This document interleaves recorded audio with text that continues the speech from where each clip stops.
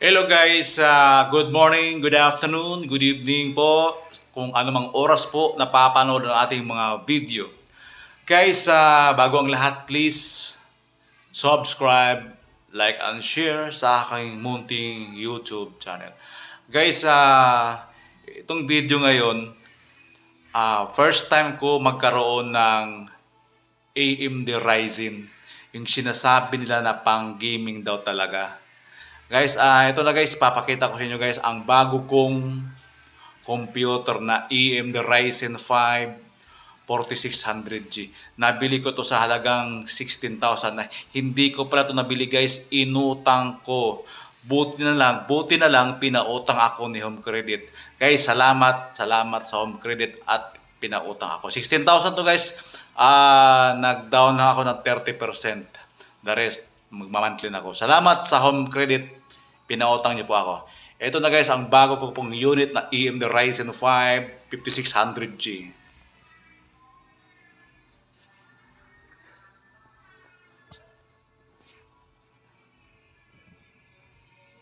Power on natin. Ayan siya guys. Mandar na. Tingnan mo natin yung connection sa likod. Dito ko sinaksak yung mouse and keyboard, yung VGA. Meron siyang HDMI. Meron pang extra 4 na USB. Ito yung audio niya, ito yung mic, audio, tsaka mic. Ito yung AC cord niya galing sa power supply. Guys, yan nasa guys, naka-tempered glass siya. Hindi ko pa natanggal itong plastic kasi kararating lang namin kahapon eh. Tanggalin ko lang.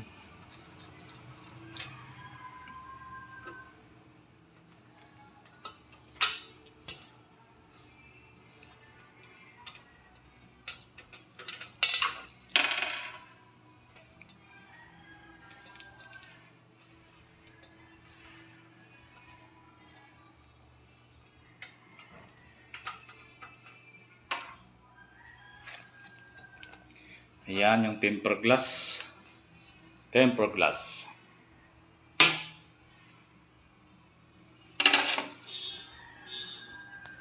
Yan sa loob guys. Yung tatlong RGB cooling fan.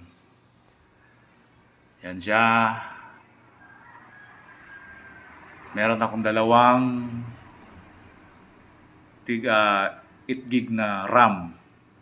16 gig siya. 16 gig RAM. Yung motherboard niya, yung pinili ko, gigabyte. Yung storage nga pala guys, is SSD, tsaka meron siyang hard disk. Yung SSD yung pang boot up para mabilis, at saka yung hard disk yung sa games.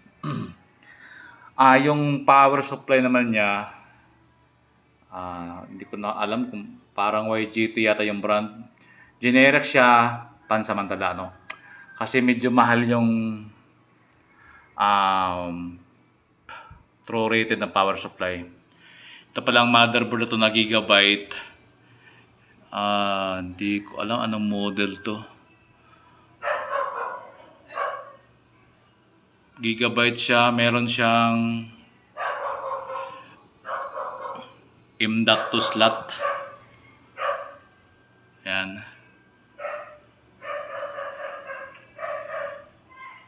Ito nga palang processor guys, AMD Ryzen 5 4600G. Yan, punta tayo sa monitor. Tingnan natin yung kaniyang system specification.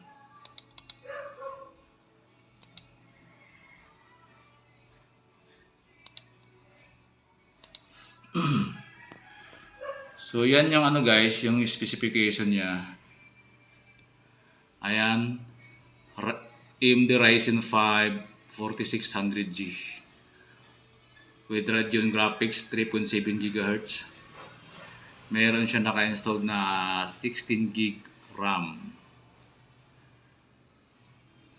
Ayan yung operating system niya, Windows 10. So guys, first time ko magkaroon ng AMD Ryzen.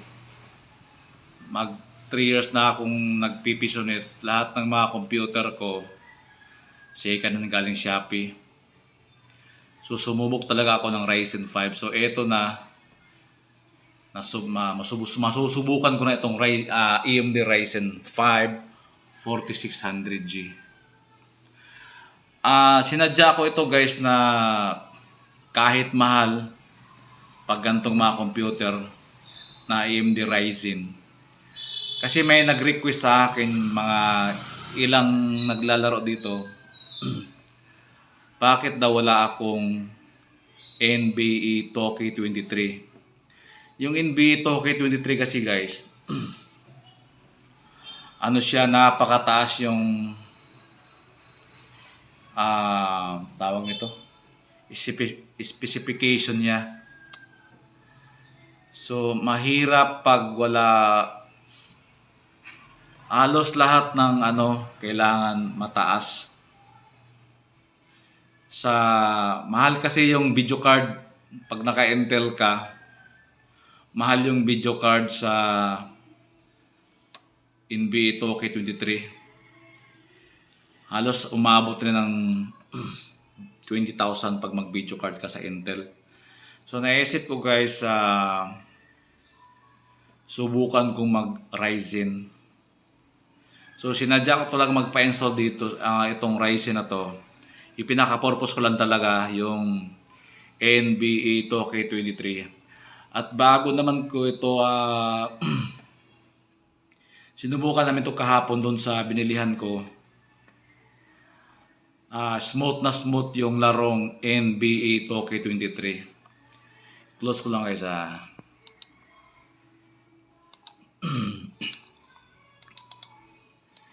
Ayan yung NBA 2K23. Subukan ko lang i-open. Pero hindi ako marunong maglaro guys. I-open ko lang sandali.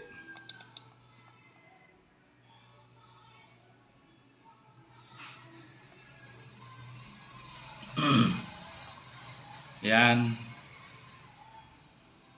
Yan yung NBA 2K23. Smooth na smooth siya guys sa Ryzen 5 Ryzen 5 56 Ryzen 5 4600G. Sorry. Ayan na guys, di po ako marunong maglaro nito. Sinubukan ko lang i-open. I-close ko lang. Basta sa larong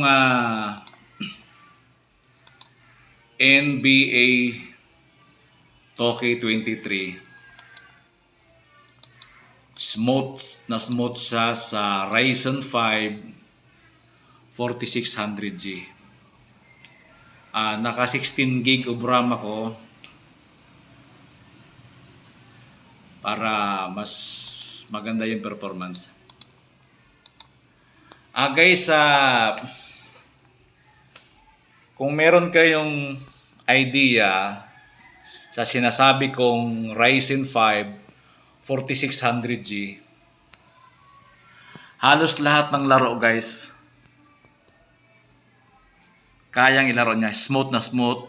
GTA 5, Dota 2, Bloodstrike, Crossfire na online. Yan guys, basta halos lahat ng laro guys, pag naka Ryzen 5 4600G with 16 gig of RAM, smooth na smooth siya. Kahit walang video card, okay na okay itong Ryzen 5 4600G. Yung monitor ko naman guys, dito brand new. BGA lang gamit ko pero okay na okay naman siya. So guys, ito lang muna ang ating video for today's.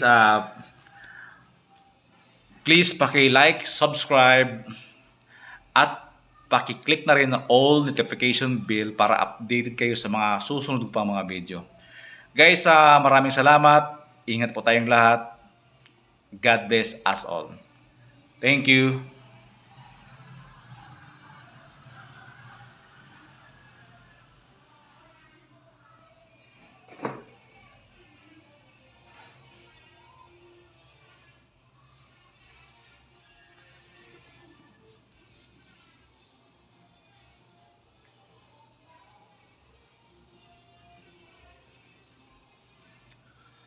Ryzen 5 AMD 4600G.